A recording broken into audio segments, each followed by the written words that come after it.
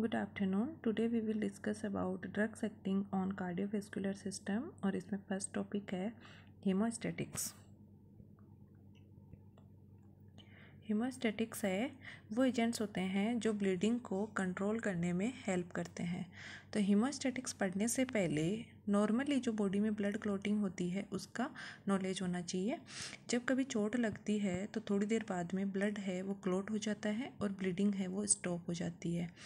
Body में कुछ proteins और फैक्टर्स होते हैं जो ब्लड क्लॉटिंग में हेल्प करते हैं, जिन्हें हम ब्लड क्लॉटिंग फैक्टर्स बोलते हैं। ब्लड क्लॉटिंग में इंजरी के बाद डिफरेंट क्लॉटिंग फैक्टर्स हैं वो एक्टिवेट हो जाते हैं और नेक्स्ट फैक्टर को एक्टिवेट करते हैं।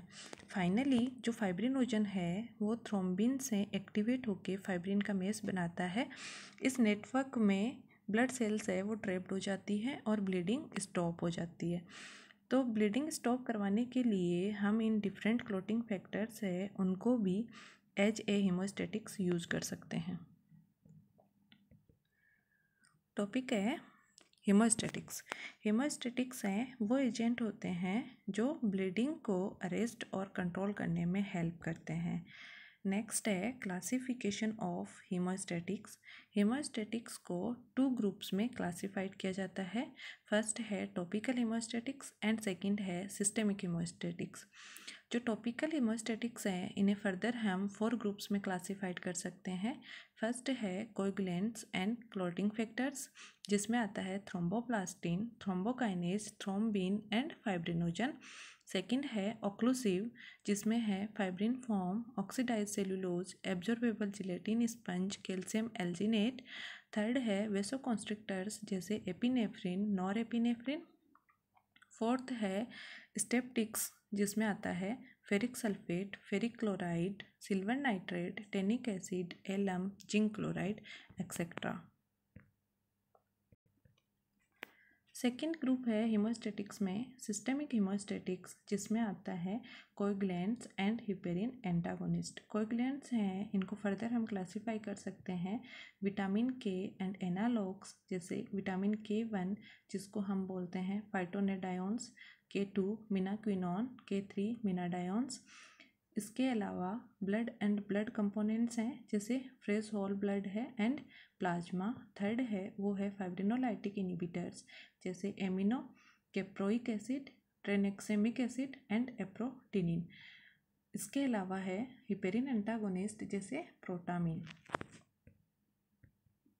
हीमोस्टैटिक्स में फर्स्ट ग्रुप है टॉपिकल हीमोस्टैटिक्स। टॉपिकल हीमोस्टैटिक्स है इन्हें डायरेक्टली ब्लीडिंग सरफेस पर अप्लाई किया जाता है, तो ये सुपरफिशियल कैपिलरी ब्लीडिंग को कंट्रोल करने में हेल्प करते हैं। ये एजेंट्स हैं वो या तो एक्सोजीनस क्लॉटिंग फैक्टर्स प्रोवाइड करवाते हैं या फिर आर्टिफिशियल स्ट्रक्चरल मैट्रिक्स प्रोवाइड करवाते हैं ताकि क्लॉटिंग हो सके। इन्हें एब्जॉर्बेबल हीमोस्टैट्स भी बोलते हैं क्योंकि अप्लाई करने के कुछ समय बाद ये एब्जॉर्ब्ड हो जाते हैं। टॉपिकल हीमोस्टैट्स में फर्स्ट ग्रुप है कोएगुलेंट्स या क्लॉटिंग फैक्टर्स। फर्स्ट है थ्रोम्बोकाइनेज और थ्रोम्बोप्लास्टिन। जो प्लेटलेट्स हैं एंड डैमेज टिश्यू है उससे थ्रोम्बोकाइनेज या थ्रोम्बोप्लास्टिन है उसे रिलीज़ किया जाता है। ये क्या करता है, जो प्रोथ्रोम्बिन है उसको थ्रोम्बिन में कन्वर्ट कर देता है और थ्रोम्बिन आगे फाइब्रिनोजन को फाइब्रिन में कन्वर्ट करके ब्लड क्लॉटिंग करवाता है। कमर्शियली जो थ्रोम्बोकाइनेज है वो ऑब्टेन किया जाता है केटल ब्रेन से। सेकंड है थ्रोम्बिन।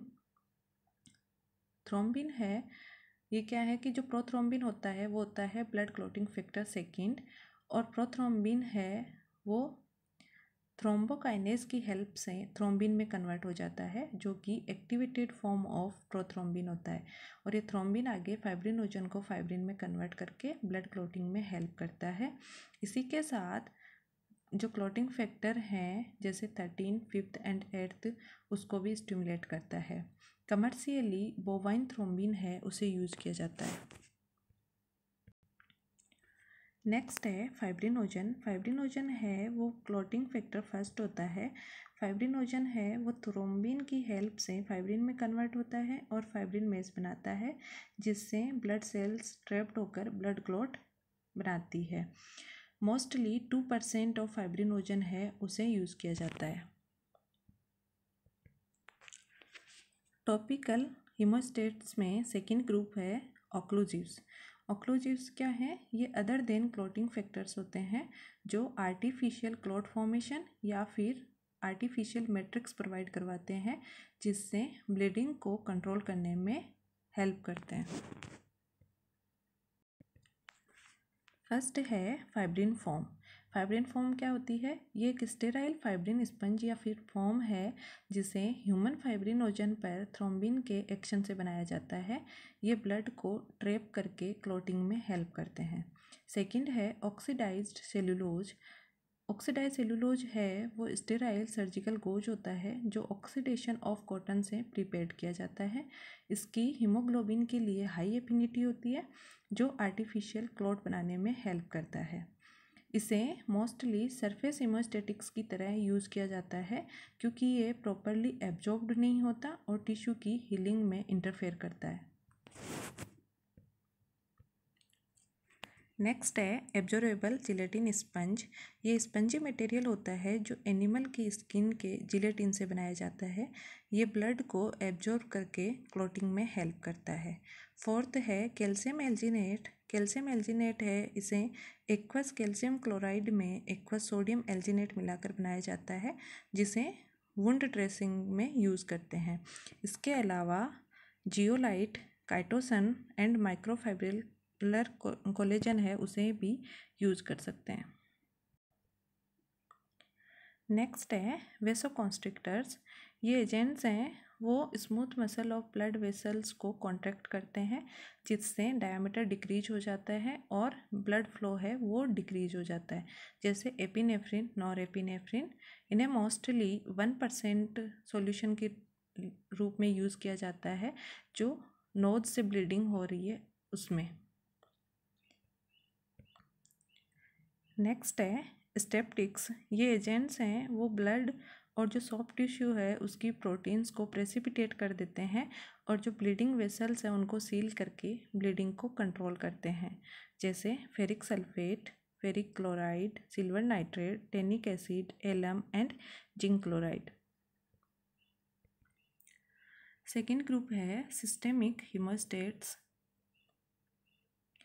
इसमें फर्स्ट है कोएगुलेंट्स जो है विटामिन के एंड एनालॉग्स। विटामिन के है वो एक फैट सोल्यूबल विटामिन होता है जो कुछ क्लॉटिंग फैक्टर्स जैसे second, 7th, 9th and 10th है उनके लीवर में सिंथेसिस के लिए रिक्वायर्ड है।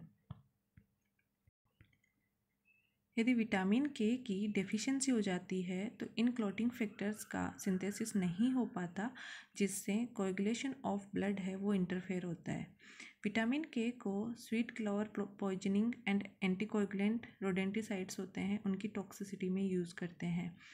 एक्यूट ब्लीडिंग डिसऑर्डर्स में यूज़ नहीं कर सकते क्योंकि विटामिन के का जो थेरेपेटिक रिस्पॉन्स है वो स्लो होता है। नेक्स्ट है blood and blood components. Blood and blood components जैसे फ्रेश प्लाज्मा या फिर फ्रोजन प्लाज्मा है उनमें कोएगुलेशन प्रोटीन्स प्रेजेंट होती है जो ब्लड क्लॉटिंग में हेल्प करती है, तो इन्हें भी हम एज ए हीमोस्टेटिक्स यूज़ कर सकते हैं। नेक्स्ट ग्रुप है फाइब्रिनोलाइटिक इनहिबिटर्स। फाइब्रिनोलाइसिस है वो एक प्रोसेस होती है जिसमें जो फाइब्रिन क्लॉट बना है वो लाइसिस हो जाता है यानी वो टूट जाता है। तो कुछ एजेंट्स जैसे एमिनोकेप्रोइक एसिड है, ट्रेनेक्सेमिक एसिड है एंड एप्रोटिनिन है वो इस फाइब्रोलाइसिस को इनहिबिट कर देते हैं एंड ब्लड क्लॉटिंग में हेल्प करते हैं। नेक्स्ट है हिपेरिन एंटागोनिस्ट। हिपेरिन है वो एक एंडोजिनस एंटीकोगुलेंट होता है जो ब्लड वेसल्स में ब्लड क्लॉटिंग को प्रिवेंट करता है। प्रोटामीन है वो एक हिपेरिन एंटागोनिस्ट है जो हिपेरिन को इनएक्टिवेट कर देता है और ब्लड क्लॉटिंग में हेल्प करता है। Thank you.